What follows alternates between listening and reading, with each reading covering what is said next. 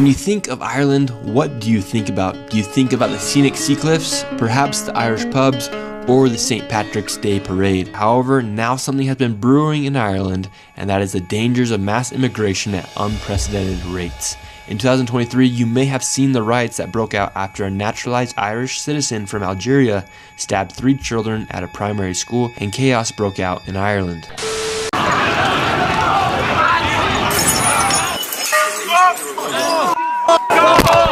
15th of July, Coolock riots, Dublin, carnage. The government plans to house up to 500 illegal immigrants in a disused factory here. The people's response?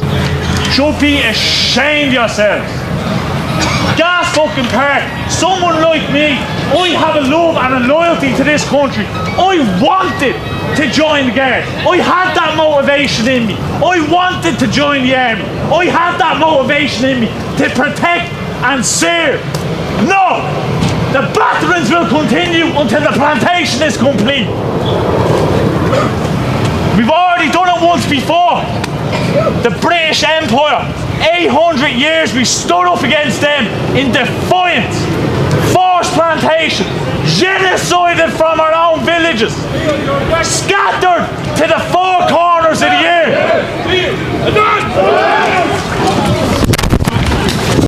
In 2022, I was brutally sexually assaulted by a man known as Mohammed Kassif. He also goes by the name Ali and Kassif. I was assaulted over a 3.5-hour period by this man. I was savagely attacked and humiliated also by him. There was 33 counts of sexual assault sent to the DPP, and they came back with 3 counts for him. He was charged for only 3 counts out of 33 for what he'd done to me. He put me in a position where I felt if I made the wrong move or said the wrong thing, I was going to be raped.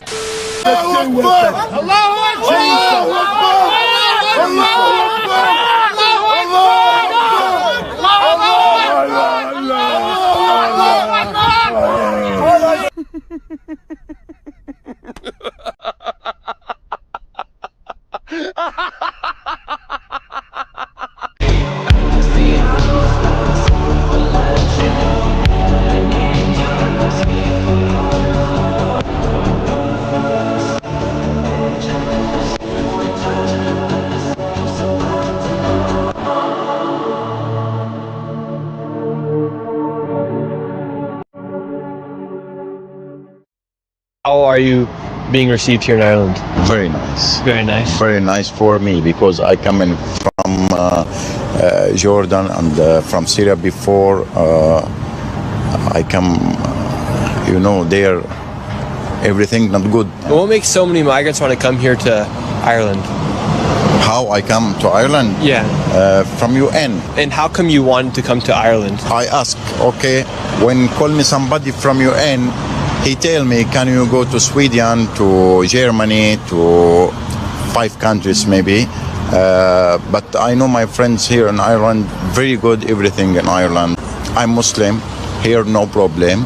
Here no having same another country, you Arabic, not Irish, okay? I live here with everyone. Where do you live? Do you have house or do you stay in the hotel? No, I'm in Iraq Center now. But maybe after 1 month I'll go to a new home from county council. Okay, so does Ireland give you any money every month? Yeah. How much money do they give you? Every month. Every week.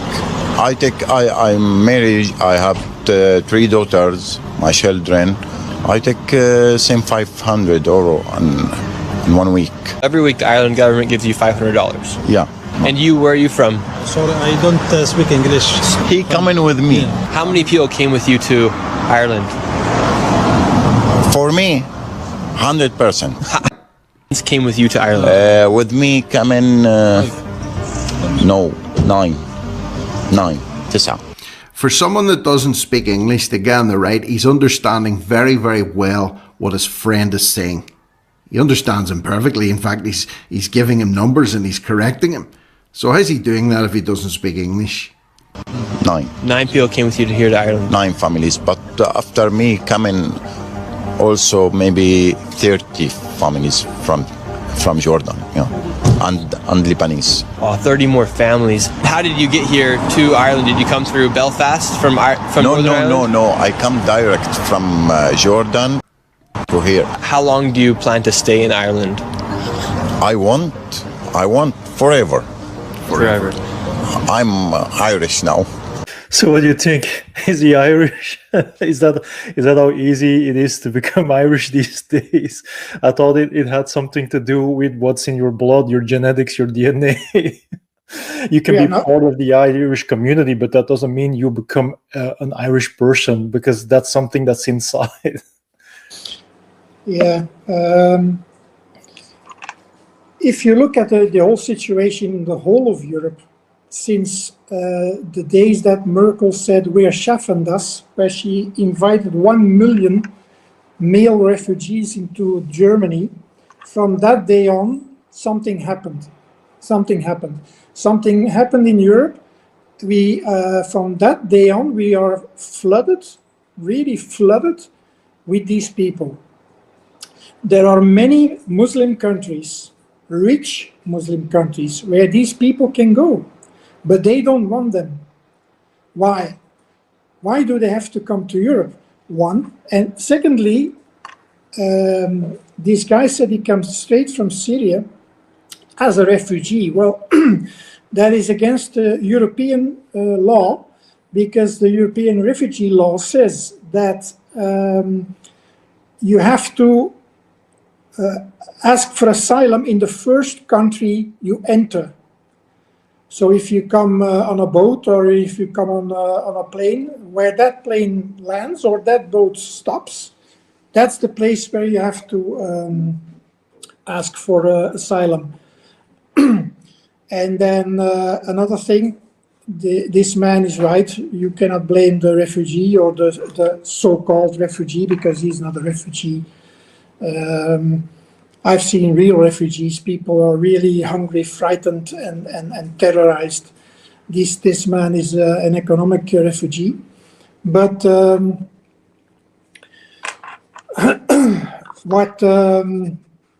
what really disturbs me is that, and that's something that is happening the last 5, 6, 7 years, that the people who made a country great, the people who worked their whole lives, 40, 45 years, to build up a social security, to build up a strong economy, to build up a strong country, are now discarded as being trash for people who did nothing, totally nothing, to help a country become great.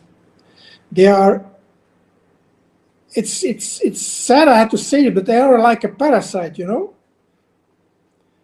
If a government would be honest and says, listen, you can come to our country as a refugee for 1 year. If you if you didn't find a job in 1 year, sorry, but we have to send you back. Exceptional for people who are really threatened in their country, like Christians in Syria at the moment. That's that's a different topic.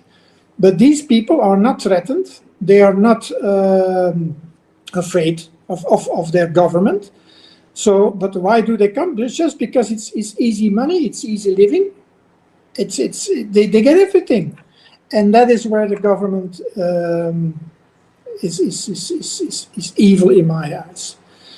Normally, you help your own people first, and if there is a possibility, and mostly there is a possibility, then you help people who come into your country who never did anything to help your economy.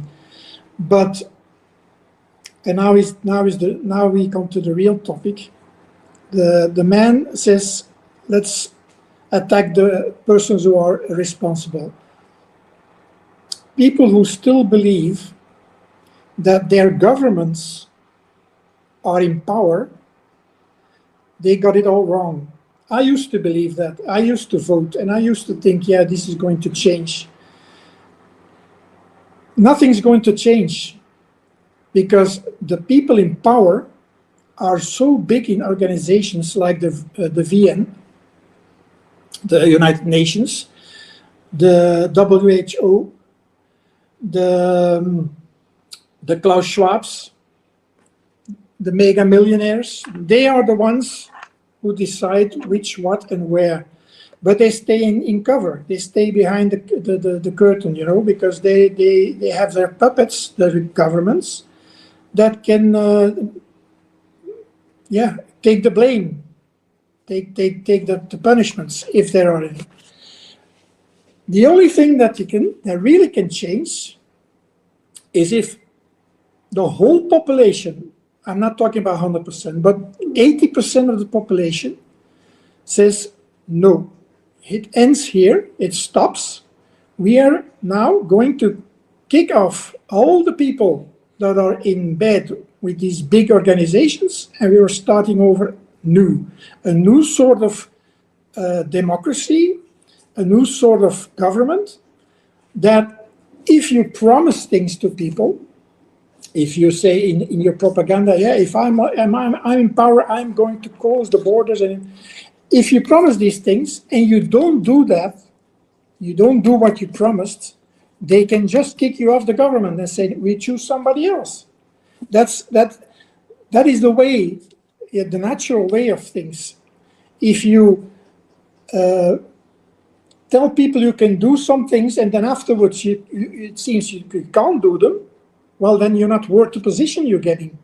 It's at work, it's same. If I say I'm a great carpenter, I can build these nice furnitures, and somebody hires me and I can't even fix a chair, well, this person is not going to keep me in that job. He's going to kick me out.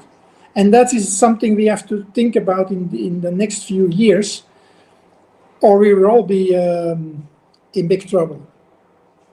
There are countries like, let's say, Holland, for example. They voted real right. They were voting right because with Wilders, because there had to be change, and he was going to kick out all the illegal immigrants, and he was going to close the borders, and he going to do this, and he did nothing. Nothing he did. On the contrary, there are more illegal immigrants coming into the country right now in Holland. So that explains he is not in power. He doesn't have the power. And then you have to think, who has the power? Well, then you go to the Soros, the WEF, the United Nations, NATO. These are organizations that have the real power. And well, he can blame his government as much as he wants, but there's nothing going to change. Or 80% of the people have to say it stops. We're all going to stop working. We are all doing nothing anymore. We're going to sit at home. We're going to help each other. And if the country goes to shits, well, then it has to be. But we are not playing the game anymore. And as soon as that happens, then you get change. Then you get change. But not by voting or not by going on protests, rallies. These are all things made up for people to ventilate their anger and frustration, but they don't really change anything. The only thing, and you can look it up in history, the only things that really changed big topics like governments and policy are revolutions. And it's hard, it's sad to say, because I'm really against violence, I'm really against these things. But it seems that the closer we get to the end, the more these things are about to happen. And if I know the Irish people, because we are Irish from descendants, so we are a very tolerant people. We are very happy and grateful people. We also really like to share things with other people, but we don't like parasites. We don't like people that steal. This is stealing. They steal from us. And if we see that our people in power don't do anything about that, if we see that the governments are really, instead of doing something, helping them even more, there will be an uprising. I can promise you, Ireland is not like Central Europe, where everybody is asleep. Ireland has always been a country of fighters, a country of warriors, and there will be an uprising, I'm sure. I'm sure. There is also the problem, of course, yeah, you got North and South Ireland, the part that is dominated by England is always been a problem. So these people know what it is to be dominated, because they've always been dominated by the UK. So yeah, that's a little bit my opinion. It's very sad to see a beautiful country, because Ireland is very beautiful. If I wouldn't have a bad back like this, I would probably live there again. I would live there. It's the most beautiful country in the world, but it's also very wet, damp, and cold. And that's something with my old bones don't agree with anymore. So I have to sadly look for countries where it's warm. But yeah, it's very sad to see a real nice country like that going to the shit. Yeah, yeah. So I'm sorry for the Irish people, because they don't deserve it, because they are very kind people. So actually, like if you played close attention to the video and what the guy was saying, I mean, I don't remember his name. I don't even think he mentioned his name, only his background as being from Jordan. He did mention that the person that reached out, or the organization that reached out to him, was the UN. So they actually led him on to, it's kind of interesting. It's kind of like you go to a fun fair. What ride am I going to go on? The merry-go-round? I'm going to shoot some ducks or fish some ducks. You know, what am I going to do? And he had all these options. You know, it's like the little basket with all the food, like Germany, Sweden, Ireland. So they just look where they get the most benefits. Yeah, they don't care. So basically, it was a giveaway. Like he basically admitted that UN was the one that reaches out and brought him from point A to point B, plus arranged everything for him basically. And then he also bragged about bringing hundreds of other people, well, families. He said families with him. What is completely insane. It's like basically, let's say I would have an opportunity to move to anywhere in the world, only me, because whatever reason, maybe my skill set, maybe what I can contribute, because there's something that they like about me. I'm able to move. It's going to be funded. I'm able to be housed and all of that, you know, but that's basically just business-wise. And then after a period of time, I'm on my own. But then all of a sudden I'm like, hey, why don't I bring all my friends or people I know online with me on this trip, and you know, F everybody and F the law, I'm just going to do it. And then out of humanitarian reasons, because these people don't have a home, they left their home, all of that stuff, then they have to be housed, you know, and then you just continue exploiting that generosity. But basically what it is I would say in this scenario, Irish generosity. And there is a pattern.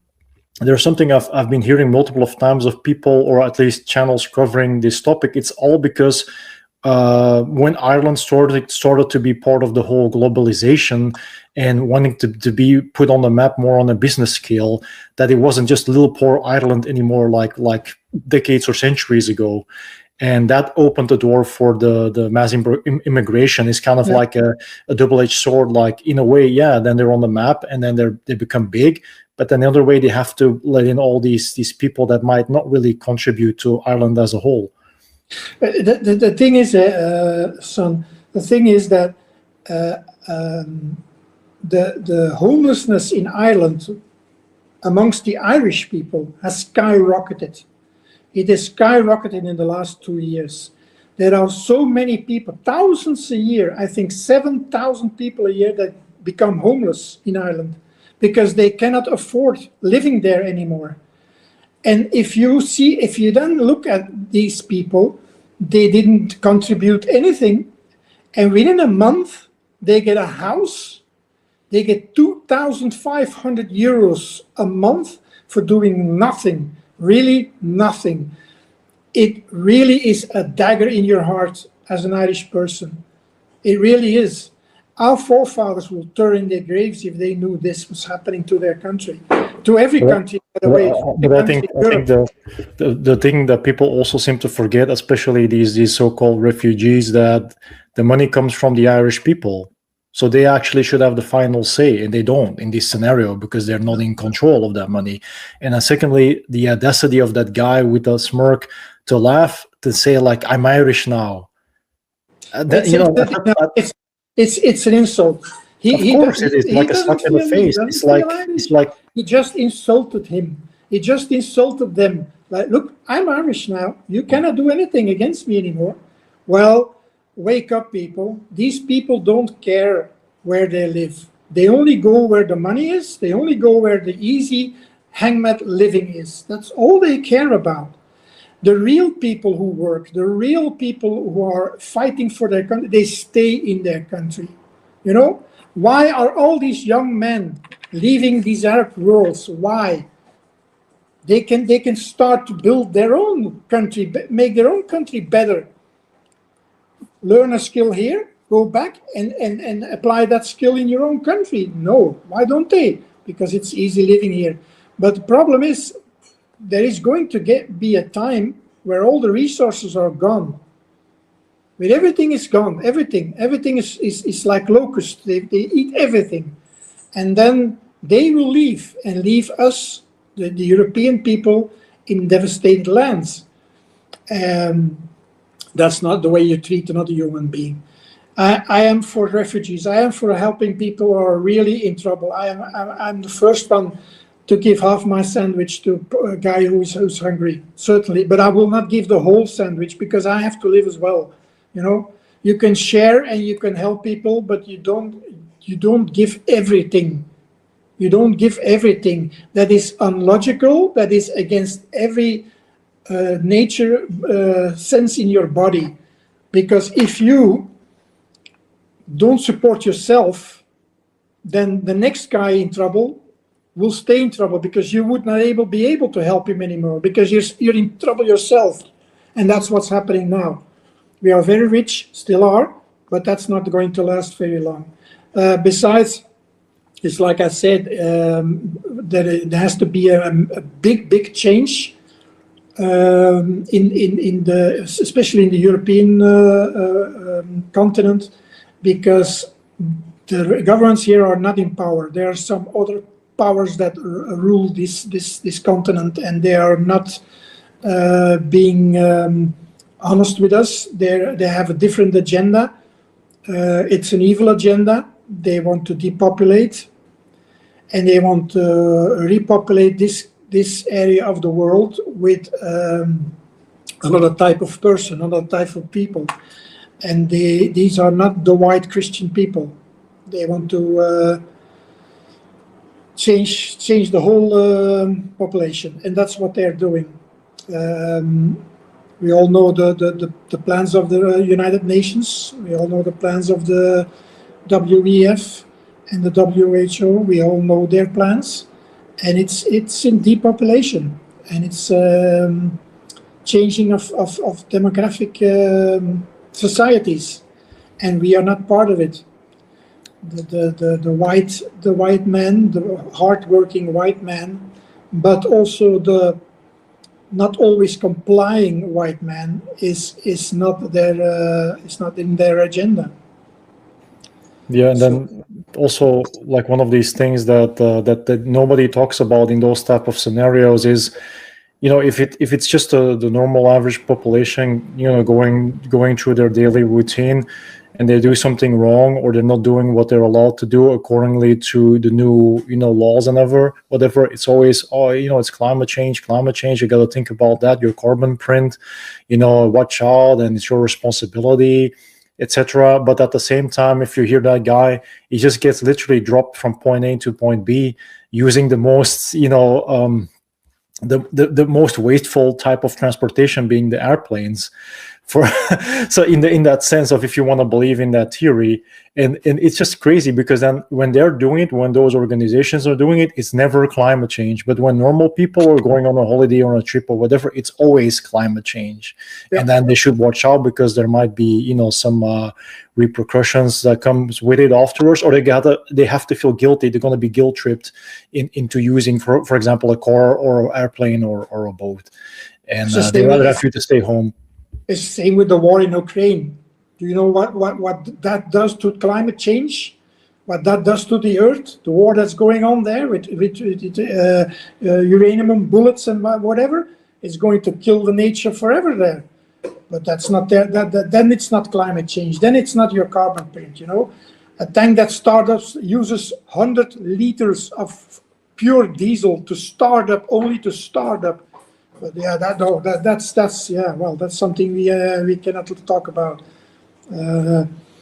No, it's a hoax. It's a total hoax. It's to dominate people. It's to get people under control. It's like most wise men say: if you control the food and the water, you control the people. So it's that easy. In the ancient times, when they couldn't siege a castle because it's unbreakable, the walls were too strong. What did the armies do? They surrounded the castle and they hungered people till they begged for, please, yes, come in, because we don't have any food anymore. That's what they're doing in masses now. They want to seize the farmlands, because if they control the farmlands, they control the food. And they're trying to do something with the water. I'm still looking at it, but if I know exactly what they're doing or what they're planning to do, I will definitely share it. But they're attacking us as humans in mass scale, and it's sad. It's very sad. But that's also why you see religion becoming very strong. Stronger and stronger. More people start to open their eyes and start to see that the help is not coming from humans. They have to look at a higher power, a power that is almighty, to save them. And it's like my great grandfather used to say, nobody went to church and nobody believed in God anymore. And then the Germans came and they start bombing them, and everybody start praying. Then they know the God. Then they're praying. Then they're praying for, please save me. And that's what's happening now as well. Some people begin to see that that this is going to end catastrophically, and then they change, and then they start seeing that the only salvation will be from a higher power. And that is God and Jesus Christ. These are the only entities that will save us. No human will save us. Don't believe there will be governments that will change anything. They can change a little, and they can give the illusion of things getting better. But in the end, it's all about money, power, and control. Yeah, as a final word that I want to add to it, that's also very important. Like, there's recently been an update about, it's like an Islamic scholar. I don't know if you know him. His name is Yasser Qadi, and he's planning. I mean, I'm using this as an example to what happens when you believe in this mass importation of so-called refugees, and some refugees are more well off than others. Some are smarter, some have different things that they want to achieve, whether it's good or bad for the country that's hosting them. And this guy is an Islamic scholar that is planning to build like a micro city within Texas for Muslims only. And this is a prime example what happens if you don't fit the people who are coming in, because like I said, not all of them, but there are ones that really want to usher something in that is the total opposite of what the homogeneous society used to be about. So that is what's going on in Texas now. But luckily, according to this source, it said that the governor of Texas, Greg, he was able to immediately get into it, and said that he had like this law made up in 2017 talking about that Sharia law was banned in Texas. So his plan is not going to get pushed through. But we have to do a follow-up on that. We can make another podcast episode on that. But I'm just using as an example, like, look, not all of them, but there are going to be some of those guys that are a little bit smarter, that are going to push and push and push and push those boundaries to get their whatever agenda done as well. Because it's not only that they're being used by those organizations for their agenda, they also have their own agenda. So it's like on top of each other. And that's the burden that, for example, in this situation, the poor little Ireland, the people of Ireland have to deal with, the burden. And what's interesting too, like, I remember a movie that's one of my favorite with Leonardo DiCaprio. It's Gangs of New York. I don't know if you remember that movie. It's a classic. That's a movie where it shows when the Irish arrived in the Americas and they had to prove themselves. They had to prove themselves. Nobody helped them, no handouts, no housing, no benefits, nothing. They had to work themselves through and prove themselves worthy to become a part of the Americans. And you can see that, like, they had to leave the famine and the problems that were going on in Ireland to survive, literally to survive. There was no option. It was either that or death. And that's what they did. And the guy mentioned as well, he said they fled to the four corners of the earth because they had no choice. And then they had to restore, but they didn't have anybody helping them. They had only themselves. And that proves the point that not only that the Irish are very strong and resilient against changes and whatever, and or have the warrior spirit, but also that in that type of reality of true refugees, nobody is helping you, but you have to help yourself. And again, even in the Second World War, my grandparents, they fled to France for a while. They had to work on the farm that was invited them, but they had to work on the farm for bread and bed. You know, they didn't get it for free. And after the war was finished, they left and they came back. So that's the way refugee status is. You get a temporary housing, you get a temporary living space, but you have to contribute to the country that has invited you. To share its wealth, and then afterwards, when the problems are solved in your country, you have to go back. That is the way the nature naturally works, but not saying, well, I came here without papers, I came here without anything, I don't have any diploma, I cannot do anything, but I'm here and I'm Irish now. That's not how the way it works. Sorry.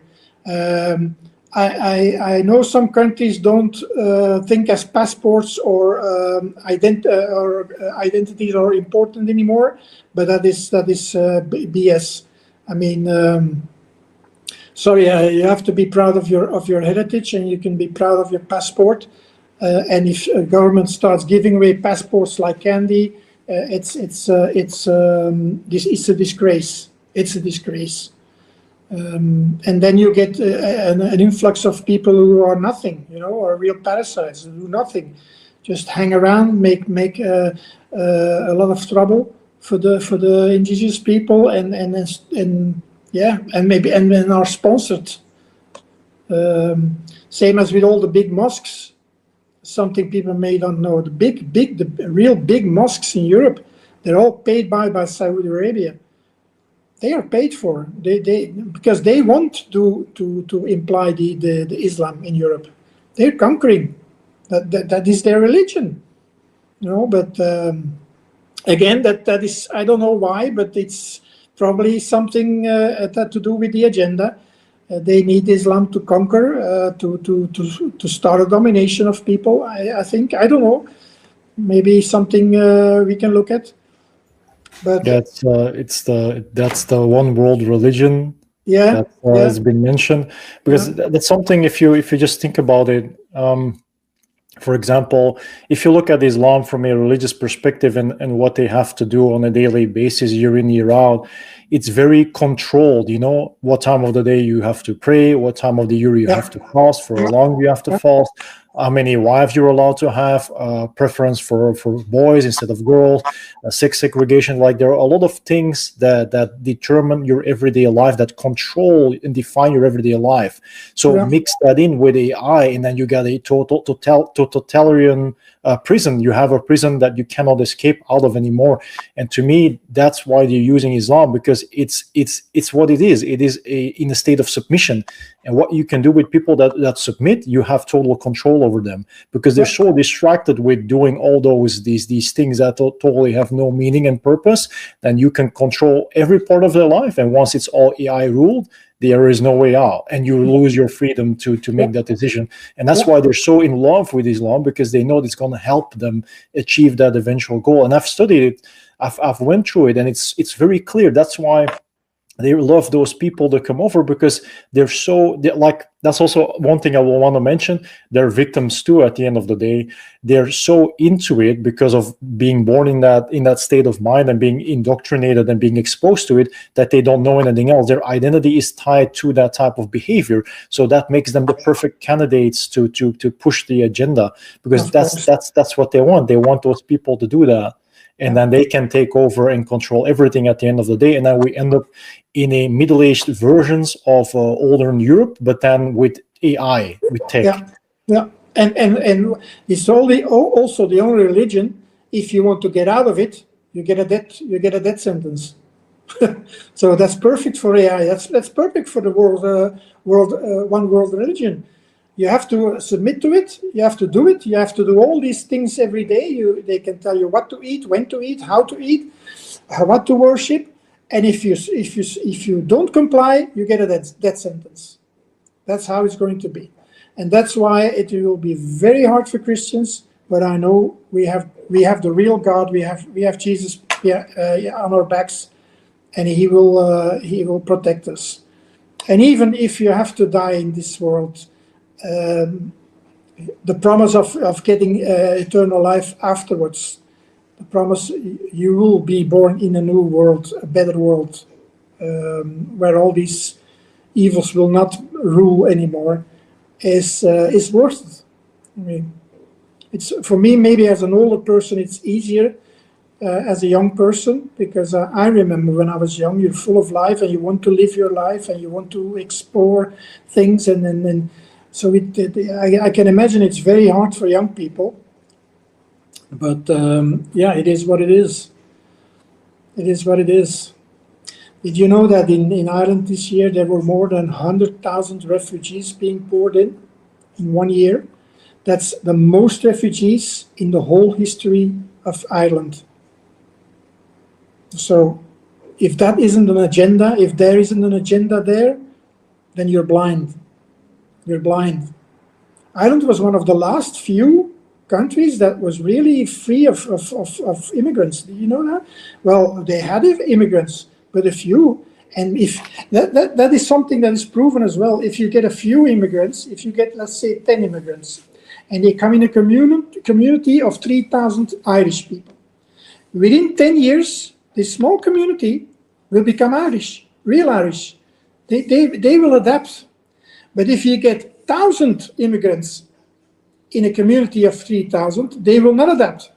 They will impose their way of living if they are strong, idealistic people. And that's what's happening. And that's why there has to be a mass immigration, because then they won't adapt to the European way of living. And then we will change into an Islamic way of living again. Then, the hidden agenda again. But people don't be discouraged by all this sad and negative news, because if you truly believe, you're a real Christian and you truly believe in the salvation through Jesus Christ, you don't have anything to be afraid of. Everything will be. These things have to happen. It's all prophesied. They have to happen. It's going to be hard, and there are going to be terrible things. But please don't leave your religion. Don't leave Christianity out of fear or out of anything else, because when you leave, you're doomed. You know, there is no way back. It's promised in the Bible as well. If you take the mark, you sold your soul. It's gone. You don't get a second chance. You don't get everlasting life anymore. You sold it. So really think about that. Really think about that, how important it is to keep your soul.